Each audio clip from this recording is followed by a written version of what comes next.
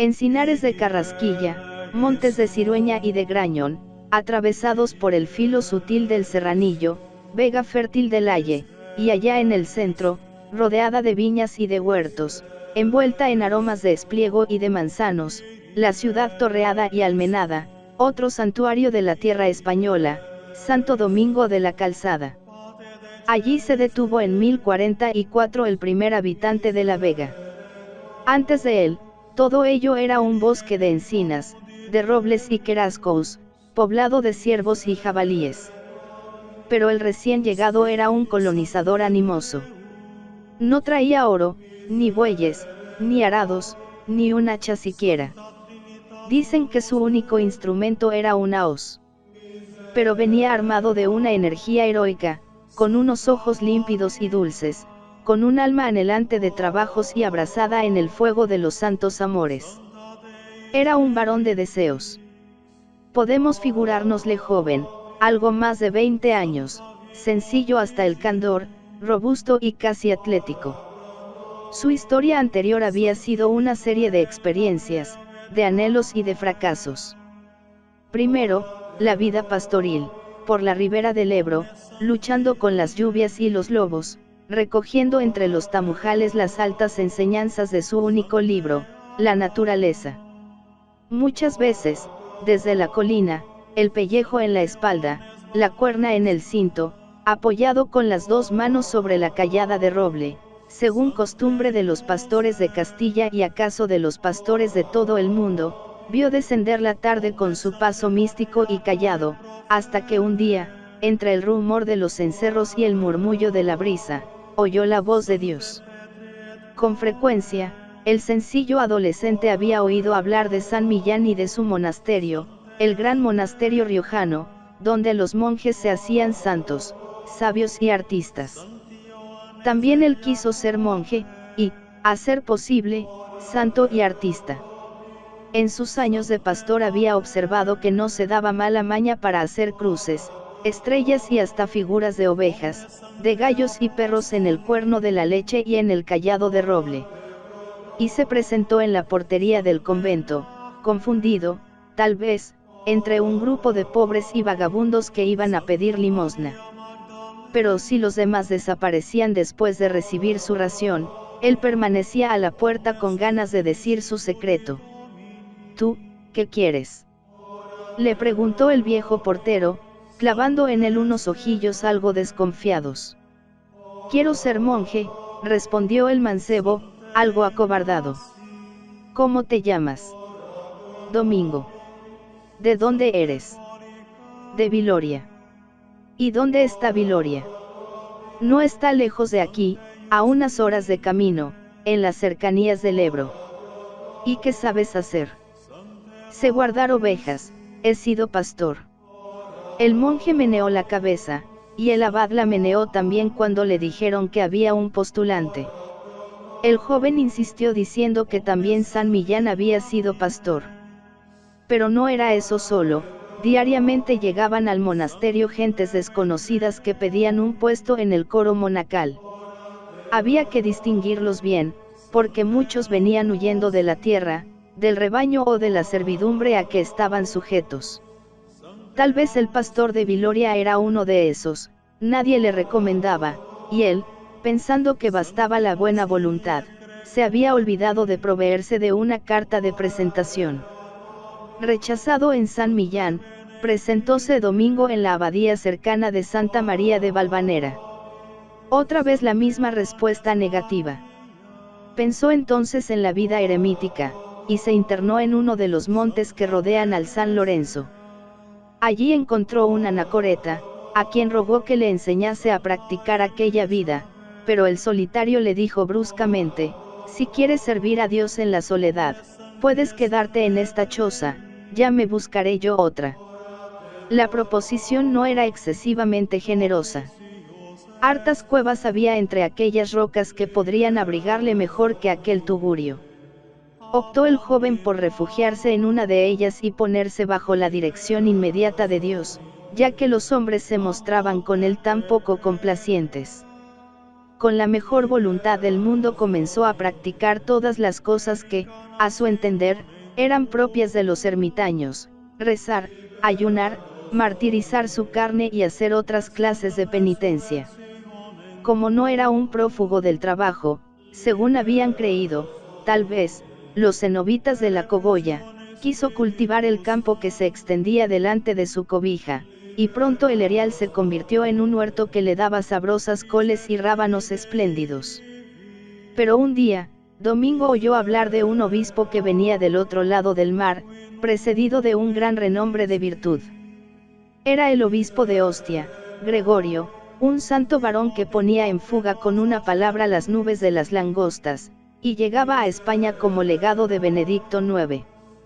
Como otros muchos, el joven penitente salió a besarle el anillo, y, animado por su aspecto bondadoso, le pidió un puesto entre las gentes de su séquito. Había encontrado, finalmente, al maestro que buscaba. Domingo era a la vez paje y discípulo. Ensillaba la mula a su señor, le guiaba en los caminos de Navarra y de Castilla, le limpiaba los lodos y los polvos del viaje, y al mismo tiempo recogía con avidez sus palabras. Cuando el obispo entraba en una iglesia y explicaba el evangelio a la multitud, su ayudante aparecía siempre en primera fila, escuchando con los brazos cruzados y recogida actitud. Cuando se dirigían de un pueblo a otro, Domingo se arrimaba a la cabalgadura del obispo para recibir santos consejos y preciosas enseñanzas. Un mundo nuevo se abría para él, el mundo de las maravillas celestes con que Dios premia a los que le buscan con generosidad.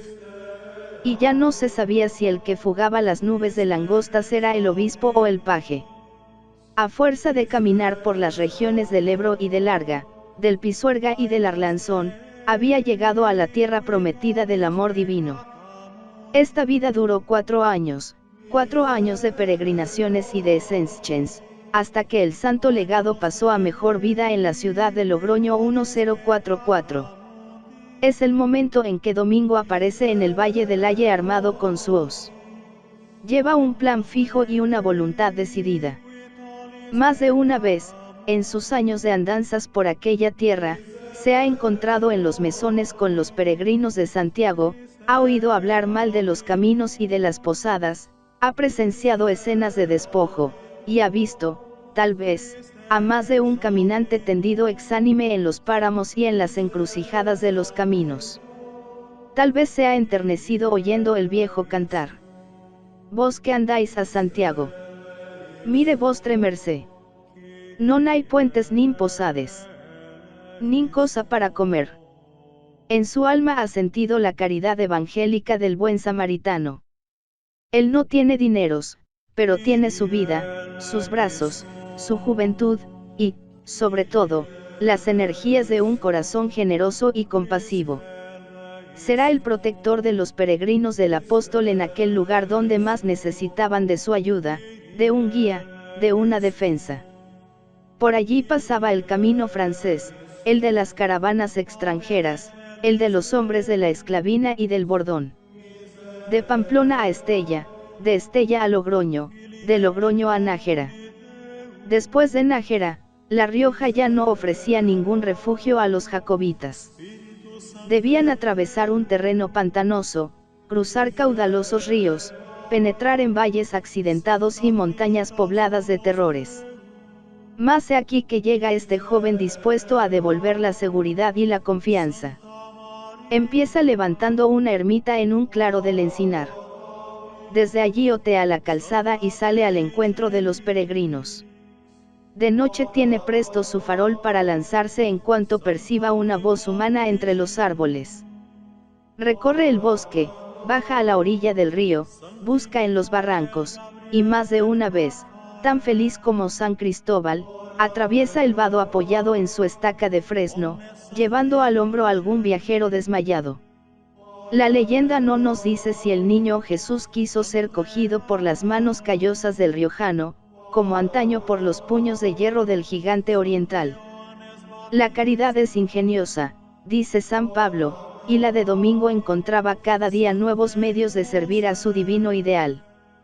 La ermita primera se convirtió pronto en una espaciosa alberguería, donde el enfermo tenía medicinas, y cama el fatigado, y cena el hambriento. El ermitaño era enfermero, médico, cocinero, albañil y arquitecto. Sus planes eran cada día más ambiciosos. Vio que la vieja calzada romana estaba en mal estado, y empezó su reconstrucción, con paciencia, con inteligencia, con trabajo infinito.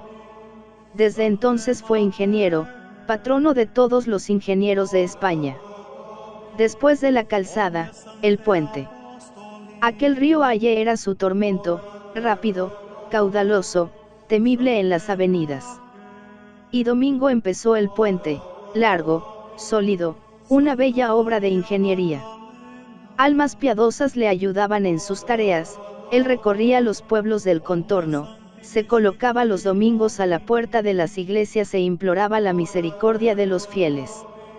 Uno le daba un dinero, otro, más rico, un escudo, otros, una oveja, o un caiz de trigo, o la yunta para trabajar un día, o bien su prestación personal. Y así empezó a tener discípulos e imitadores que trabajaban a sus órdenes y servían a Dios bajo su dirección. Y el valle se llena de vida. En el antiguo encinar, alegría de jubiloso renacer, hormigueo de multitudes, cantar de fuentes entre pórticos, relampagueo de arte, murmullo de brisas entre verdes viñedos y trigales dorados. Una nueva ciudad acaba de nacer en torno de un sepulcro. La ermita se transforma en catedral. Aquel gran civilizador parece haberlo presentido, o, mejor, profetizado. 7 años antes de morir se labró un sarcófago modesto, que diariamente llenaba con trigo de limosna. ¿Por qué disponéis el sepulcro tan lejos de la iglesia?, le preguntó una devota, y él respondió sonriente: si el sepulcro no puede acercarse a la iglesia se acercará al sepulcro. Y fue así. Se alzó la iglesia y abrió las sagradas reliquias, surgió la ciudad, y heredó el nombre del santo, juntamente con su espíritu. Santo Domingo de la Calzada, noble y leal, activa y cortés, cortés e hidalga con la caridad de Cristo que inflamó a su fundador. Por sus calles creeríais encontrar todavía la sonrisa amable que hace 1000 años acogía a los peregrinos. Si llegáis cuando los calceatenses celebran los festejos aniversarios de su patrón, llevaréis recuerdos imborrables, el desfile jubiloso de la población cuando va a preparar el almuerzo sagrado, las víctimas lujosamente ataviadas, los jóvenes vestidos de peregrinos, las mujeres agitando ramos de encina, los niños llevando el pan el vino en sus cestos enguirnaldados, los carros preparando la pira en la plaza, y luego la comida matinal bendecida por el pontífice. Niños y grandes, reverendos sacerdotes y zagales sonrientes, mendigos harapientos y caballeros de lustrosas levitas se acercan a saborear la ración simbólica, que recuerda la que Domingo daba a los pordioseros entrad luego en la catedral. Arte gótico primitivo, en que parece sobrevivir el hálito de aquel gran civilizador. Al lado, luces, sedas, filigranas de hierro, mármoles, alabastros, estatuas y frontales de plata, es la capilla del santo, la que guarda su sepulcro y sus cenizas. De pronto, el canto de un gallo y un ruido de alas, son el gallo y la gallina que allí, detrás de un enrejado, dan fe del milagro famoso que sabe todo el mundo, los bellos rizos y los ojos claros de Hugonel, los mirar salameros y las palabras procaces de la moza del mesón, la repulsa del bello peregrino, la venganza de la muchacha desdeñada, la copa de oro que aparece en la maleta del extranjero, el suplicio del supuesto ladrón, la carcajada del alcalde al comunicarle que el mancebo sigue día tras día vivo en la horca. Eso será cuando cante esta gallina asada que ahora voy a comer, y, finalmente, el animalito que salta del plato cantando con la alegría que puede tener una gallina que escapa a la muerte y al tenedor. Después de muerto, Santo Domingo seguía protegiendo a sus peregrinos, y los peregrinos cantaban al llegar ante su sepulcro.